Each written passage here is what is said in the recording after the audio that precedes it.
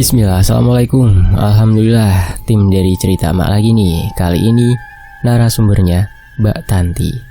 Beliau membagikan pengalamannya ketika sedang liburan bareng temennya. Mbak Tanti ini dari Jogja ya. Saat itu sedang masa liburan kuliah. Mbak Tanti berniat untuk main ke rumah atau lebih tepatnya ke kampung halaman temannya, yaitu di Bali. Jadi teman Tanti ini adalah anak rantau dari Bali yang kuliah di Jogja dan ngekos di kos-kosan milik bapaknya Tanti. Ditambah lagi mereka satu kampus dan satu jurusan, jadi bisa tahu sendiri seberapa dekatnya mereka berdua. Dia cobalah itu izin ke orang tuanya dan diizinkan. Mereka berdua berangkat dari Jogja naik pesawat untuk ke Bali. Dan kalian tahu, mereka berangkat 3 hari sebelum perayaan malam 1 Suro. Awalnya, Tanti tidak direstui sama orang tuanya perihal mau mendekati Suro ini. Orang tua Tanti sangat-sangat kental dengan budaya Jawa, apalagi Tanti anak satu-satunya. Jadi, orang tuanya tidak mau hal buruk terjadi pada anaknya. Untuk informasi ya, setiap masuk bulan Suro selama itu tidak boleh bepergian jauh, menggelar hajatan, apapun melakukan hal-hal buruk. Selebihnya, teman-teman bisa searching di Google sendiri ya. Biasanya itu terjadi selama 1 bulan. Soalnya, tim cerita Ama inget banget waktu itu. Tim cerita Ama mau jalan-jalan ke rumah saudara pas masih masuk bulan Suro. Terus orang tua dari kami bilang, jangan dulu, masih Suro. Alhasil tim cerita emak tunda sampai akhirnya baru ke rumah saudara di bulan berikutnya. Mohon akhirnya Tanti dapat izin dengan syarat tidak boleh pergi ke laut atau pantai, tempat-tempat sakral ataupun tempat-tempat angker. Tanti yang emang pada dasarnya bebel jadi cuma jawab iya aja. Singkat cerita, tibalah mereka di Bali. Di sana mereka sudah disambut orang tua dari temannya Tanti ini, sebut saja Mayang. Saat mereka sampai di sana, orang tua Mayang ini malah seperti heran dan bilang, "Kok kalian berani sih keluyuran, apalagi mau masuk bulan Suro?" Tanti dan Mayang hanya membalasnya dengan senyuman, lalu pergi untuk melanjutkan perjalanan ke rumah Mayang. Oh ya, sebelumnya aku cuma mau kasih tahu kalau aku tidak paham dengan budaya Bali seperti apa perihal bulan Suro. Apakah sama dengan Jawa atau gimana? Coba teman-teman yang ada di Bali bisa dijelaskan di kolom komentar ya. Sekarang kita lanjut lagi. Mayang ini asli Bali, tapi ibunya adalah orang Surabaya, dan yang orang Bali asli adalah papahnya. Sedikit banyaknya ibunya Mayang ini masih paham dengan budaya Jawa karena memang asli orang Surabaya. Cuma udah lama tinggal di Bali karena ikut suaminya. Ngomong-ngomong, kejadian ini terjadi di tahun 2017 ya. Tibalah mereka di rumah Mayang seperti rumah-rumah di Bali pada umumnya. Setiap rumah selalu ada pura kecil yang di dalamnya ada beberapa bunga-bungaan dan juga dupa. Aroma dupalah yang tercium pertama kali di hidung Tanti. Karena Tanti asing dengan hal-hal beginian, dia seketika merinding, padahal tidak ada apa-apa di situ. Rumah Mayang ini bisa dibilang cukup besar. Masuk pagar di sebelah kanan ada balai bengong atau pendopo. Sebelahnya lagi ada pura kecil untuk sembahyang. Kebetulan keluarga Mayang beragama Hindu. Barulah di sebelah kiri, dari posisi arah masuk, rumah Mayang dengan latar yang sangat luas. Pemisah antara rumah dan balai bengong adalah air mancur yang cukup besar. Kalau kita lurus dari arah pagar itu, ada taman yang luas dan kolam renang. Dimana kalau kita mau ke kolam renang itu, harus melewati sepertiga pura khas Bali dan ada 2 patung leak, yang satu berwarna putih dan satunya berwarna hitam. Leak patung ini ada di muka gapura, letaknya ya, letak leak patung maksudnya. Tanti juga cerita, gara-gara patung leak itu dia menahan diri untuk tidak berenang, meski dia pengen renang atau Mayang yang mengajak. Dia tetap tidak mau ikut karena dia merasa mata dari patung ini seperti mengawasi dia. Lalu saat masuk dalam ke rumah Mayang di lantai 1, pertama bertemu dengan latar atau halaman yang luas. Masuk lagi ruang tamu yang lebar, 1 kamar di bawah, tangga menuju lantai 2, dapur dan area servis. Lalu di lantai 2 ada 5 kamar. 4 kamar di depan adalah kamar abangnya Mayang, sedangkan 1 kamar dengan ukuran lumayan besar adalah kamar Mayang. Jadi Tanti sejak di sana tidur di kamar Mayang. Di antara kamar yang ada di atas, kamar Mayang adalah satu-satunya kamar yang memiliki balkon dengan view menghadap samping rumahnya, yaitu area taman dan kolam renang. Kurang lebih gambarannya seperti itu, dan selebihnya lihat di denah. Nanti ya, kalau saya tidak lupa, saya sertakan denahnya. Semua rumah di situ masing-masing kamar memiliki kamar mandi di dalam. Oh ya, Mayang ini anak bontot dari 5 bersaudara, dan semua kakak-kakaknya cowok. Jadi dia anak cewek satu-satunya. Area rumahnya juga sekitar perumahan atau kawasan elit di Bali. Hari pertama sampai kedua semua berjalan baik-baik saja. Mereka nge-mall, nonton dan lain-lain. Tepatnya di hari ketiga, malam harinya itu sudah masuk malam 1 suro. Epiknya lagi, bersamaan dengan itu tetangga pas depan rumah Mayang ini meninggal dunia dengan cara yang tidak wajar. Tubuhnya seperti ditekuk-tekuk oleh sesuatu tak kasat mata. Menurut omongan dari para tetangga di sekitar rumah Mayang, sosok nenek ini memang sedikit sombong dan bahkan gayanya seperti OKB, orang kaya baru. Jadi tetangganya Mayang yang meninggal hari itu adalah seorang nenek-nenek berusia 73 tahun. Dia tinggal di rumah itu sendiri, hanya ditemani 3 pembantunya dan 1 driver pribadinya. Nenek ini punya 4 orang anak, tapi semuanya merantau keluar Bali karena ikut suaminya masing-masing. Sedangkan suami si nenek sudah meninggal 17 tahun silam. Banyak rumor yang beredar tentang nenek ini. Ada yang bilang ikut sekte sesat, ada yang bilang ikut agama yang melenceng, dan ada yang bilang kalau nenek ini mempunyai pesugihan genderuwo. Kenapa warga bisa bicara seperti itu? Karena penduduk sekitar kerap melihat ada sosok tinggi besar dengan bau yang tidak sedap, suka memperlihatkan dirinya dari atas balkon pas kamar si nenek. Sosok ini selalu berdiri di sana dengan menghadap ke jalan, seakan seperti melindungi sang nenek yang sedang di dalam kamar dari sesuatu yang akan mencelakai nenek tersebut. Nenek ini juga terkenal sangat emosional, suka bentak-bentak orang kalau ada yang gak sengaja parkir di depan rumahnya, dan bahkan tak segan-segan berlaku kasar dengan anak-anak jika ada yang ngata-ngatai dia dengan sebutan nenek tua jahat. Seakan dia gak sadar kalau emang begitulah sifatnya. Lanjut ke kronologi meninggalnya si nenek. Jadi saat itu sekitar habis maghrib, 3 pembantu nenek ini keluar dari rumah teriak-teriak minta tolong. Warga awalnya enggan, tapi karena kasihan, akhirnya datang menghampiri. Saat ditanya ada apa, tapi salah satu pembantu ini, sebut saja Bu Ijah ya, Bu Dijah gitu, hanya ngomong, kata Bu Dijah, "Tolong sih nenek beli, badannya nekuk-nekuk begitu, saya takut. Awalnya saya cuma mau kasih obatnya, tapi nggak ada jawaban. Lalu saya buka pintu, tahu-tahu posisinya sudah begitu."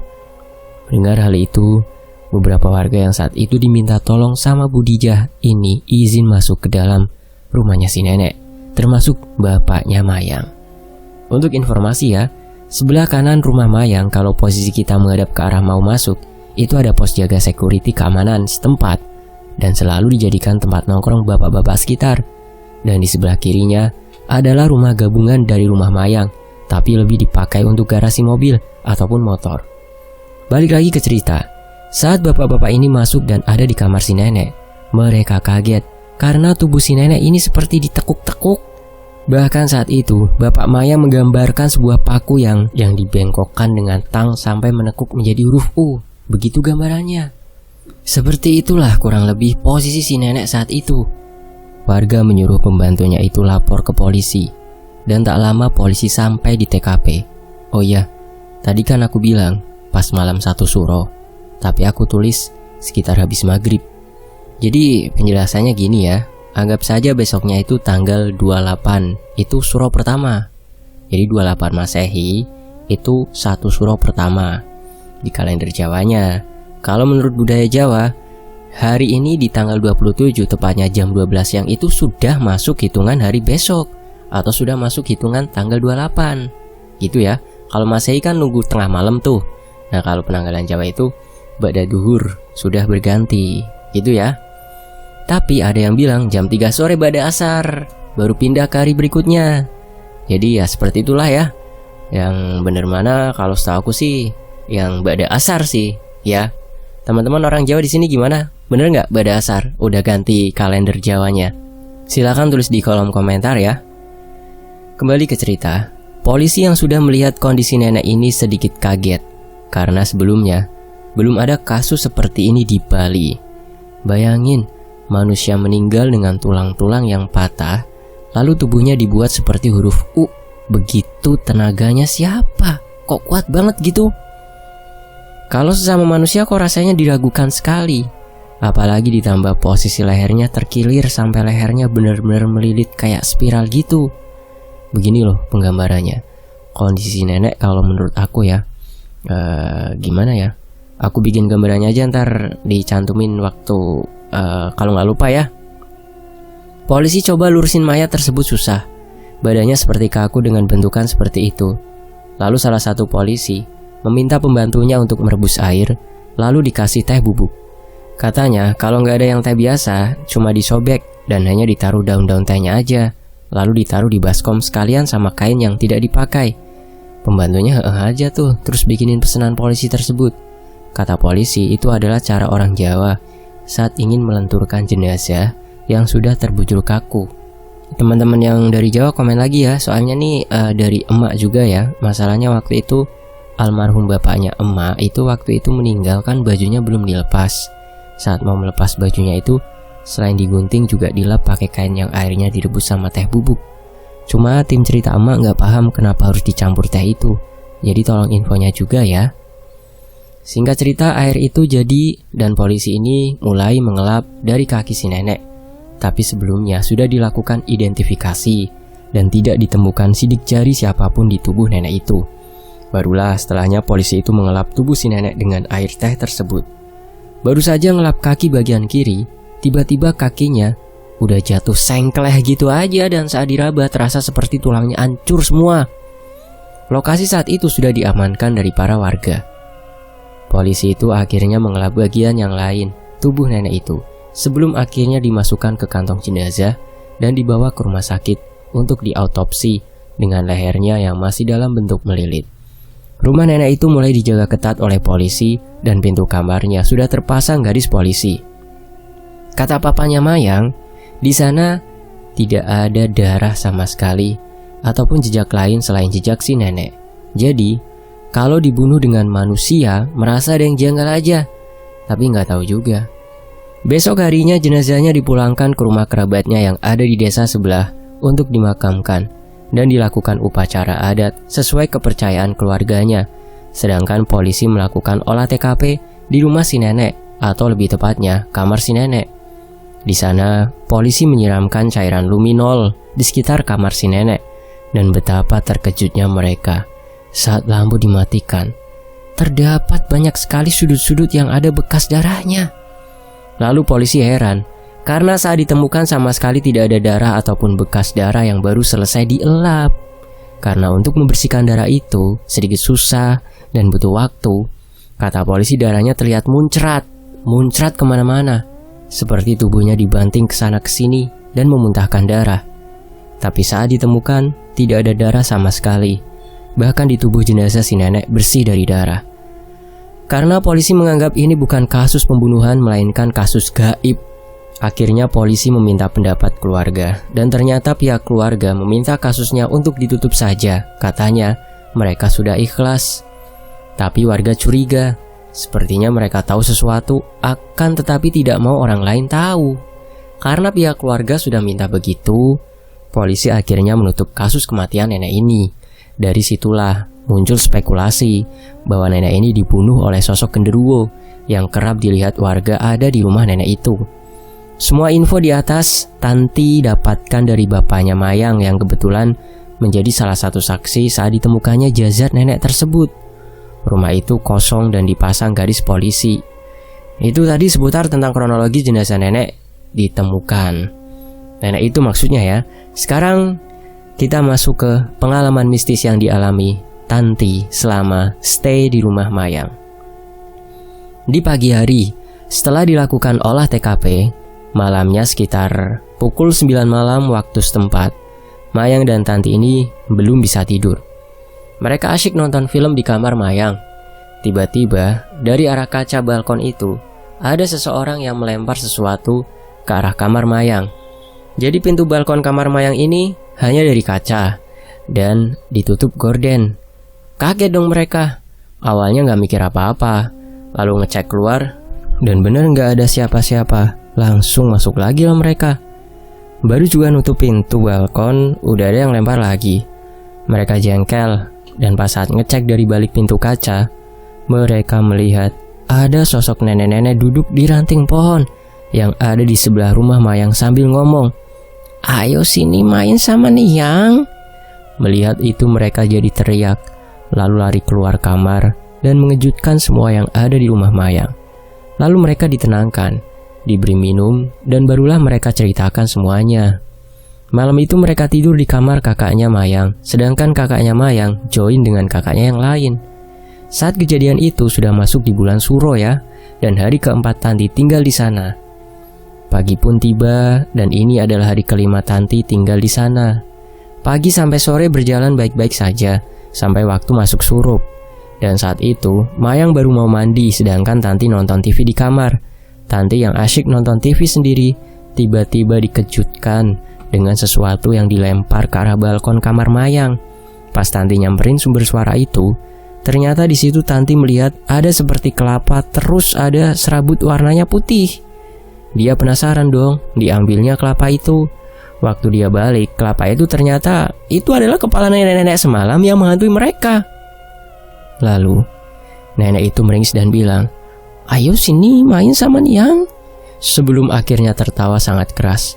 Karena ketakutan, Tanti langsung melempar kepala itu. Melemparkannya ke bawah, dan dia langsung berteriak. Lagi-lagi orang-orang dibuat kaget dengan teriakan Tanti, sampai membuat Mayang keluar dari kamar mandi. Tanti pun menjelaskan apa yang barusan terjadi, tapi yang disayangkan Mayang justru tidak dengar apa-apa.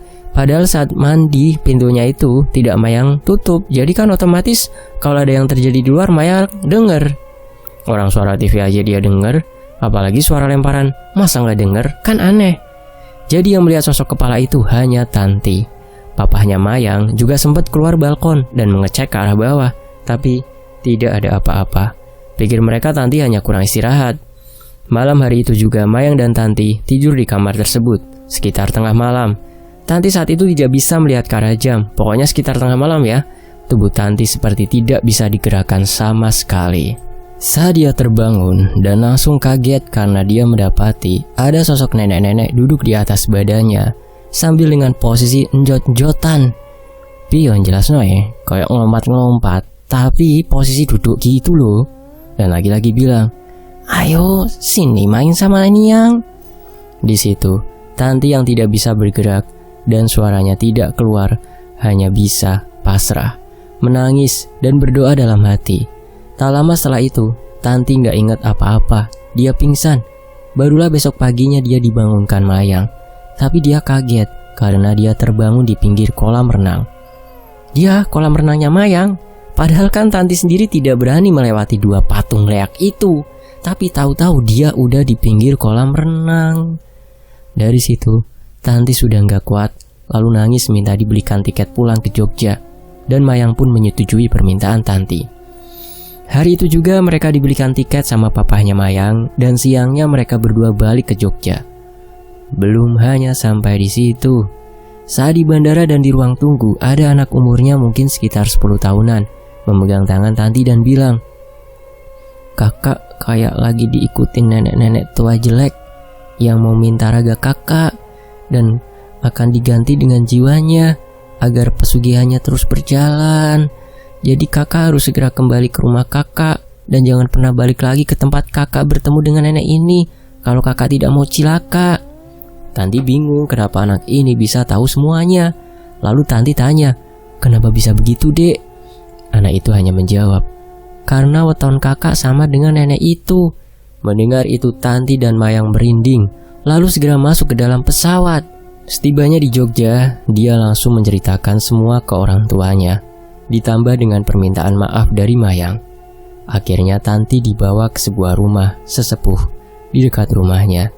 Dan katanya dia di sana dibersihkan badannya dari sesuatu yang tak kasat mata. Kebetulan saat itu warga di Jogja masih memperingati bulan Suro. Jadi di sekitar rumah orang tetua di sana masih sangat ramai karena rumahnya dekat dengan petilasan seseorang yang dihormati di sana. Sejak setelah dibersihkan itu, tubuh Tanti yang awalnya berat banget tiba-tiba jadi ringan dan dia tidak merasa terbebani lagi. Padahal dia sendiri juga tidak tahu terbebani sama apa. Terus bapaknya Tanti bilang, "Makanya kalau sudah masuk bulan Suro, jangan keluyuran, apalagi sampai keluar pulau. Untung kamu pulang dengan selamat. Kalau enggak, apalagi pakai pesawat, kan bahaya. Mendengar itu, Tanti dan Mayang meminta maaf berkali-kali. Terutama Tanti, dia menyesal dan tidak akan mengulanginya lagi.